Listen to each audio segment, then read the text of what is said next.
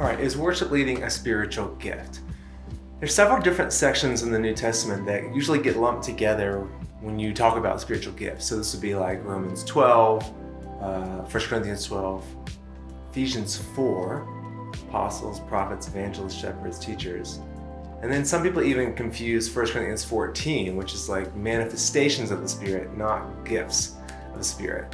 You're going to want to pay attention to those nuances. And also note that 1 Corinthians 13 about love is right between all the conversation around spiritual gifts and manifestations. So the question is, in all that stuff about spiritual gifts, is worship leading there? And it won't take you long to realize, no, it's just not there. It's not even mentioned in those sections. And what's even more incredible is that it's not mentioned anywhere in the New Testament. Worship leading isn't anywhere in the New Testament. I know Paul and Silas sang some hymns in prison, and Jesus sang a hymn at one point, and there's obviously lots of stuff about sing to one another with psalms, hymns, and spiritual songs, but the role of a worship leader as we know it is absolutely missing from the New Testament. There's a lot about worship in the New Testament. There's a lot about leadership in the New Testament, and there are exactly 0 verses about what we would understand as worship leading in the New Testament. So the question is, what are we to make of that?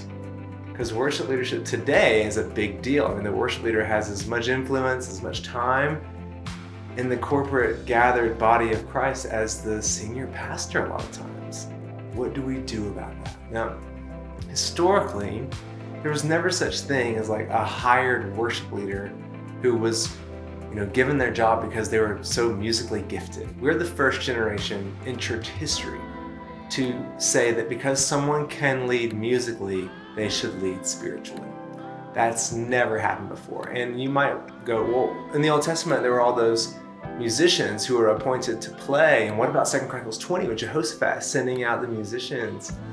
Well, yeah, there were musicians, but if they were serving in ministry, it's because they were priests primarily and musicians secondarily.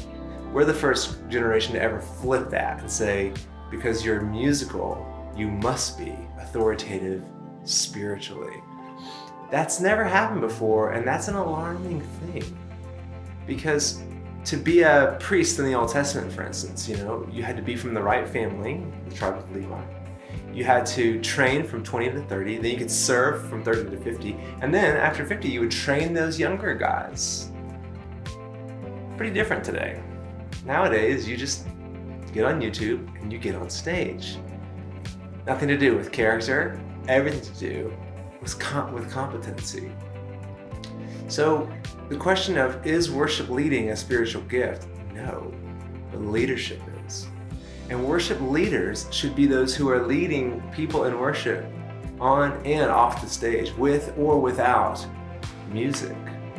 A worship leader will be a leader of people. We've said this for years at 10,000 Fathers. Worship leaders lead songs, worship pastors lead people, and we don't need any more worship leaders. We desperately need people who know how to lead people. Now, we use songs to lead people, but we also use lots of different things. We use family dinner, we use prayer, we use a walk in the park, we use Monday through Saturday as well, not just Sunday morning. So how did this whole thing happen? How did we get to this point where musically people are put on stage and all of a sudden we're conflating the musical gifting with spiritual gifting?